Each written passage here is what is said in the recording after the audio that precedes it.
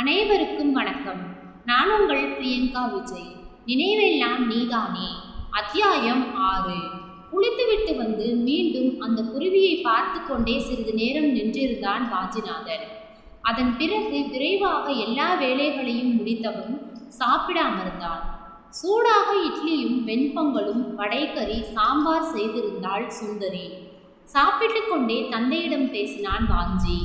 அப்பா, அந்த கோகுல் சாருக்கு நல்ல நாள் பார்த்து மீன் டெலிவரி பண்ணணும்ப்பா. ஆமாம் வாஞ்சி, இந்த அஷ்டமி நவமி எல்லாம் முடியட்டும், அப்புறமா வளர்பிறையில் சரக்கை அனுப்பலாம். சரிப்பா. அப்புறம் கார் நேற்று கொஞ்சம் வேலை வச்சிடுச்சு, அதனால் பஸ்ஸில் போனேன். ஆமாம்ப்பா, சந்தானம் சொன்னான் காரை சர்வீஸ்க்கு விடணும். ஆமாம், ரொம்ப நாள் ஆயிடுச்சு இல்லை நீ பஸ்ஸில் போய்? ஆமாம்ப்பா, ஆனால் ரொம்ப ஜாலியாக இருந்துச்சு என்றார். சரி, நீ நம்ம பழைய மாருதியை எடுத்துட்டு போ என்றதும் தன்னை அறியாமல் அவசரமாக, இல்லைப்பா வேணாம். ஏண்டா, கார் தானே எடுத்துட்டு போக சொன்னேன், அதுக்கு ஏன் இந்த பதற்றம் என்றதும் அவனுக்கு சூழ்நிலை உரைக்க, இல்லைப்பா வர்ஷினி காலேஜ் போகணுமே, அதான் சொன்னேன். அண்ணா, ஒன்று பண்ணலாம், காரில் என்ன காலேஜில் ட்ராப் பண்ணிவிட்டு அப்புறமா நீ கம்பெனி போகலாமே, எப்படி என் ஐடியா என்றதும் திகைத்தவன், அது சரியா வராது வர்ஷு, இன்னைக்கு கொஞ்சம் சீக்கிரமாக போகணும், ஏகப்பட்ட வேலை இருக்கு, நான் இன்னைக்கு பஸ்ஸில் போகிறேன் என்று கை கழுவ எழுந்தவனை, ஏன் சார் வண்டியில் போக மாட்டீங்களோ என்று வர்ஷினி எடக்காக கேட்க, அதானே சீக்கிரம் போகணும்னா வண்டியில் போகலாமே வாஞ்சி, பஸ்னா லேட் ஆகுமே என்று கணேஷ் அக்கறையுடன் சொல்ல, ஒரு கணம் விழித்தவன், அந்த வண்டி எடுத்தே ரொம்ப நாள் ஆயிடுச்சே, என்ன கண்டிஷனில் இருக்கோ, அப்பா சந்தானம் வந்தா வண்டியையும் சரி பண்ண சொல்லுங்க என்றதும் அவனையே கூர்மையாக பார்த்த வர்ஷினி, மா அண்ணா கிட்ட ஏதோ வித்தியாசமாக தெரியுது இல்லை என்றதும் கிராதகி என்று தங்கையை செல்லமாக மனதிற்குள் திட்டினான். என்ன வர்ஷு வித்தியாசம் தெரியுது, இன்னைக்கு புது சட்டை போட்டிருக்கான் அவ்வளவுதான். இல்லையே, ஐ கேன் ஸ்மெல் சம்திங்.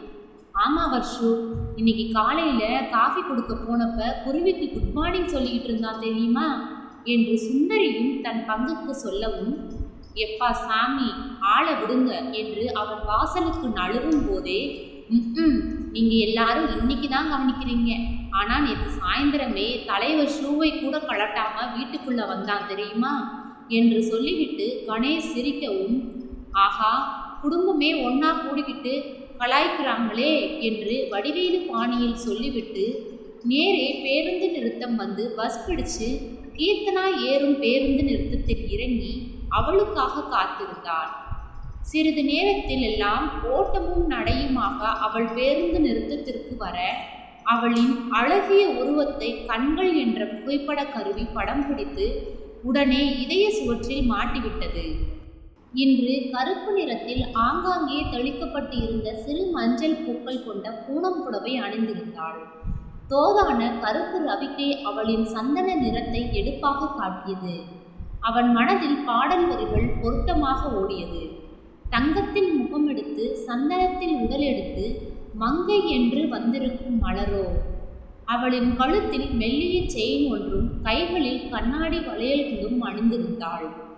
அறவே ஒப்பனையில்லாத முகத்தில் திலக வடிவில் ஒரு ஸ்டிக்கர் போட்டு அதன் கீழ் சிறு கீற்றலாய் குங்குமம். அவளுக்கு பட்டுப்புடவை கட்டி நிறைய நகைகள் போட்டு லேசான ஒப்பனை செய்தால் தேவதை போல ஜொலிப்பாள் என்று நினைத்தான். பார்க்கும்போது சற்று பொருளாதாரத்தில் சிரமப்படுபவள் போலதான் தெரிகிறாள். அதனால் என்ன, வாஞ்சியின் வஞ்சியாகிவிட்டால் அவளை உச்சி முதல் உள்ளங்கால் வரை தங்கத்தாலும் வைரத்தாலும் நுழைத்து விட மாட்டேனா என்று அவன் மனம் ஆர்ப்பரித்தது. டே வாஞ்சி, ரொம்ப முத்தி போச்சுடா, நினப்பு தான் பொழப்ப கெடுக்குது, சலனப்படாம இரு. சட்டென்று தன்னை மீட்டு கொண்டான். அதற்குள் அருகே வந்தவள் அவனை பார்க்க, அதே சமயம் அவனும் பார்க்க, பார்வைகளின் வீரியத்தில் இருவரின் இதயங்களும் சற்று குலுங்கின. கீர்த்தனாவின் முகத்தில் தெரிந்த கலவையான உணர்வுகளை ஒருவித லைப்பான வியப்புடன் பார்த்து கொண்டிருந்தான். அவனை முதலில் பார்த்ததும் தாமரை போல உடனே மலர்ந்த முகம் சற்றைக்கெல்லாம் சோர்ந்து தொட்டார் சினுங்கி போல சுருங்கியதை கண்டு திகைத்தான் அவன். ஆனாலும் ஹலோ குட் மார்னிங் என்றான் புன்னகையுடன். அவனின் முத்து போன்ற பல்வரிசையிலும் ஒரு கணம் அயர்ந்து போனவள் பின் சட்டென்று தன்னை மீட்டு கொண்டாள். என்றாள் ஒற்றை சொல்லாக. என்னங்க அநியாயம் இது?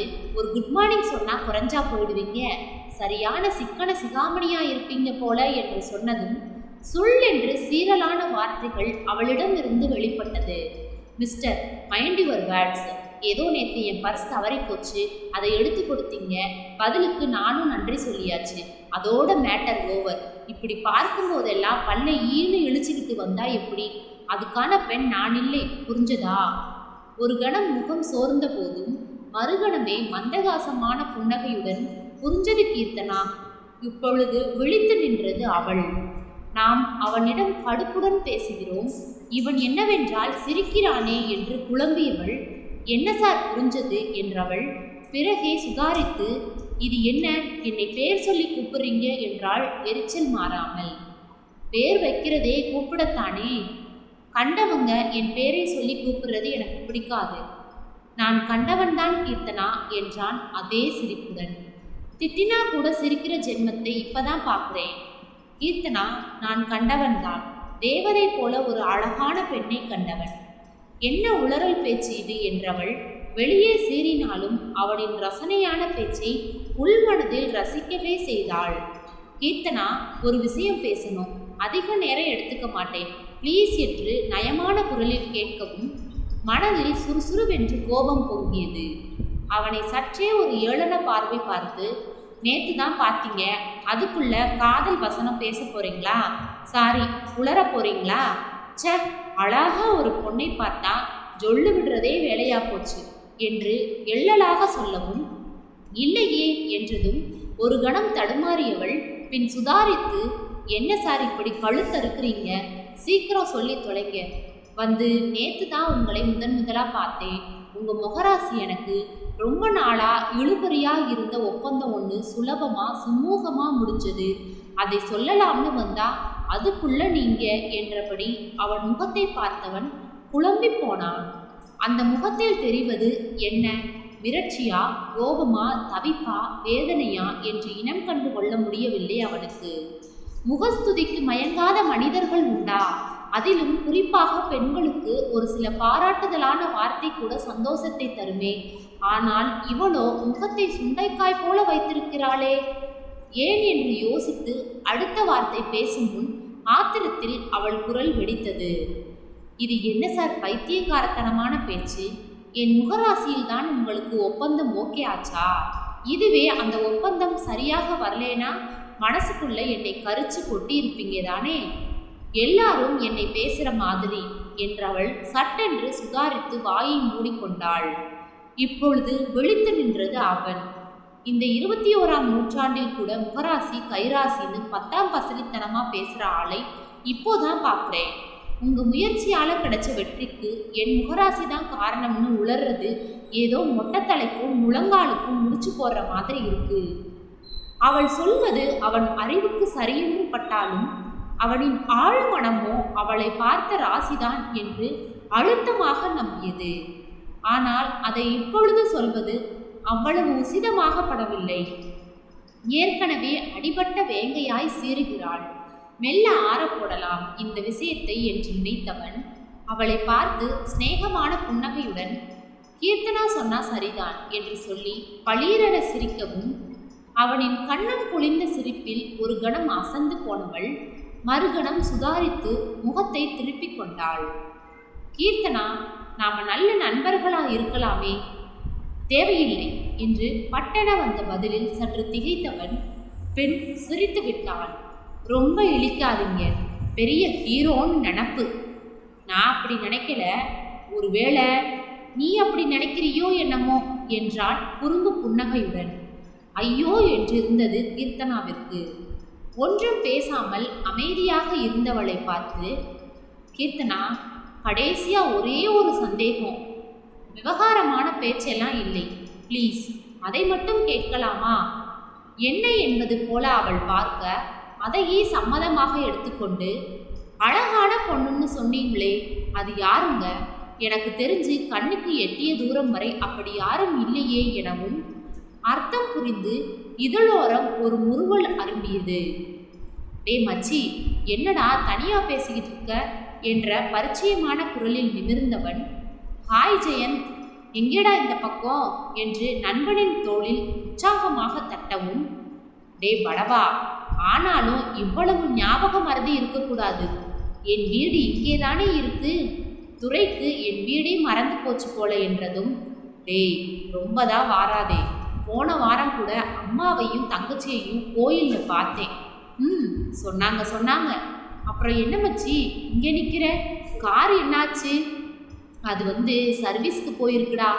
அப்ப சரி, வா வண்டியில் போகலாம் என்றதும் சற்று தயங்கியவன் பின் நண்பனின் வண்டியில் ஏறிக்கொண்டான்.